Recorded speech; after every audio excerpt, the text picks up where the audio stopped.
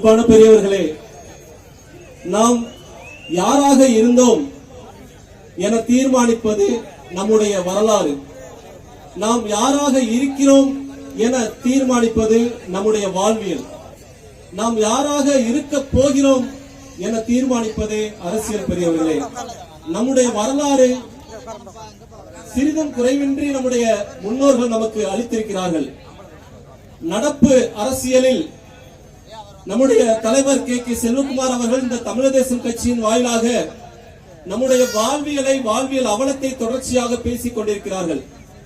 இந்த முத்திரையர் சமுதாயத்தில் 80க்கும் கூடுதலான சங்கங்கள் இருக்கின்றன.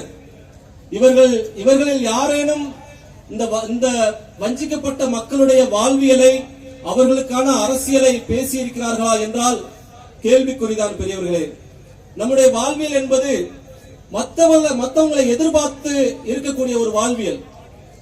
ஒரு காடு கழனியை விளைய வைக்கிற ஒரு விவசாய கூலிகளாக இருப்பாங்க, கட்டிடங்களை உயர வைக்கிற சித்தாள்களா இருப்பாங்க, அன்றாட கூலிகளா, அன்றாடங்காட்சிகளா இருப்பாங்க. இவர்களுடைய வாழ்வில் நம்முடைய வாழ்வில் முன்னேற்றம் அடையக்கூடாதா அப்படிங்கிற கேள்வி என்னைக்கு நாம கேட்கிறோமோ அன்னைக்கு இந்த வாழ்வியல் மாறும். பெரியவர்களே, அதற்காக தான் நம்முடைய தலைவர் சமநீதியார் அவர்கள் இடைவிடாது உழைத்துக் கொண்டிருக்கிறார்கள். எந்த இடத்துக்கு போனாலும் நம்ம பார்க்க முடியுது. ஒரு 3-4 நாளைக்கு முன்னாடிதான் ஒரு பெரிய கஞ்சா கேங் மாட்டினாங்க. பசங்க 20 பேருக்கு நெருங்கி 20-25 பசங்க இருப்பாங்க. ஃபுல்லா கஞ்சா அடிச்சுட்டு பெரிய பிரச்சனை. அதுல யாரோ சப்ளையர்னு பார்த்து உள்ளுக்குள்ள நாங்கெல்லாம் மட்டியில கலந்து போய் அவனை மட்டும் பிடிச்சி கேட்டோம்னா, அவன் எங்க மாமா பேசுறாரு அப்படின்ட்டு போனை போட்டு ஒருத்தர் கொடுத்தான். அவங்க மாமா யாருன்னு பார்த்தா சொசைட்டில மரியாதைக்குரிய பதவியில் இருக்கக்கூடிய ஒரு ஏடிஎஸ்பி. அவங்க அந்த தருணத்துல நைட்டு 2 மணிக்கு அந்த பசங்க போன் அடிக்கிறாங்க. அந்த பசங்களுக்காக அந்த ஏடிஎஸ்பியா இருக்கக்கூடிய அந்த மரியாதைக்குரிய நபர் வக்காலத்து வாங்குறாங்க நைட் 2 மணிக்கு. நம்முடைய இந்த சமுதாயத்தில், வஞ்சிக்கப்பட்ட சமுதாயத்தில் எத்தனையோ பேர் போலி புகார்களுக்கு உள்ளாகி பாதிக்கப்படக்கூடிய சூழல்லாம் இருக்கு. நம்மை காக்கவாவது ஒரு உயர்ந்த பதவிகளில் நம்முடைய இளைய தலைமுறையினர் போகணும் அப்படிங்கிறதுனா நாம் நம்முடைய வாழ்வியலை நாம் நினைத்து பார்க்க வேண்டும், எண்ணி பார்க்க வேண்டும். என்ன மாதிரி ஒரு வாழ்க்கை சூழல் இன்னைக்கு நமக்கு இருக்கு. இந்த வாழ்க்கை சூழல் நம்ம இவ்வளவு பெருமையா வேணாலும் பேசிக்கலாம். நம்முடைய பரம்பரை மிகப்பெரிய ஒரு அரச பரம்பரை. அந்த அரச பரம்பரை என்னும் வரலாறை நாம் படித்துவிட்டு அடுத்தபடியாக இன்றைய கால சூழலில் அதை பொருத்தி பார்க்க வேண்டும். பெரியவர்களே, அதை பொருத்தி பார்த்தா மிகப்பெரிய இடைவெளி இருக்கும். ஒரு மிகப்பெரிய எட்ட முடியாத தொலைவிற்கு ஒரு பெரும் இடைவெளி.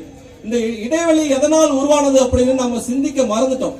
இந்த இடைவெளி இந்த சூழ்ச்சி அரசியலா, நம்மை ஆளுகிற இந்த அரசியல்வாதிகளால நாம் எதிர்கொண்ட சூழ்ச்சி அரசியலால் நம்மளுடைய நிலைமையை சிறிதும் எண்ணி பார்க்க முடியாத அளவுக்கு நம்ம இருக்க. பெரியவர்களே, ஒரு சின்ன விஷயத்துல கூட நாம் அதிகாரம் கிடைக்காம நமக்கு தடுக்கிறாங்க. அதிகாரம் கிடைத்து விட்டால் நம்முடைய அரசியல் வாழ்வியலை மாற்றக்கூடிய அரசியலை நாம் அடைந்து விடுவோம்.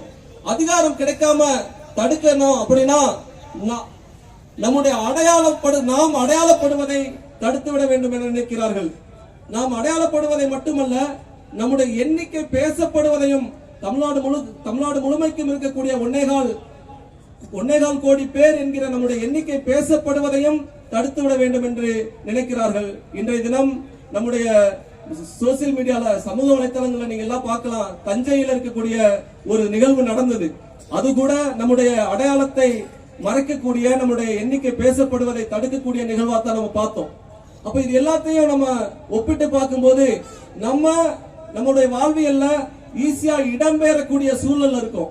ஒரு தொழில் வேலை கருதியோ இல்ல பணி நிமித்தமாகவோ ஈஸியா இந்த ஊரை விட்டு இன்னொரு ஊரு போய் பிழைக்கணும் அப்படிங்கிற மாதிரி சூழல் நமக்கு எல்லாத்துக்கும் இருக்கு. அப்ப அந்த மாதிரி சூழலுக்குள்ள மாட்டிக்கிட்டு நம்ம என்ன பண்ணுவோம், நம்முடைய எண்ணிக்கை சிதறடிக்கப்படும். ஒரு ஊருக்குள்ள 2000 பேர் இருக்கும். அந்த 2000 பேர்ல சித்தாள்களா ஒரு 100 பேர் இருக்காங்க, விவசாய கூலிகளா ஒரு 200-300 பேர் இருக்காங்கன்னா, இவங்க அந்த ஊருக்குள்ளேயே ஒரு தற்சார்பு பொருளாதாரத்தை ஏற்படுத்தக்கூடிய ஒரு குழுக்களாக இருக்க முடியாது. ஊர் விட்டு ஊர் போய் நகரம் விட்டு நகரம் போய் பிழைக்கக்கூடிய ஒரு சூழல் தான் இருக்கும். அப்ப என்ன ஒரு பிரச்சனை எதிர்கொள்றோம்னா நம்முடைய எண்ணிக்கை அங்கு சிதறடிக்கப்படுகிறது.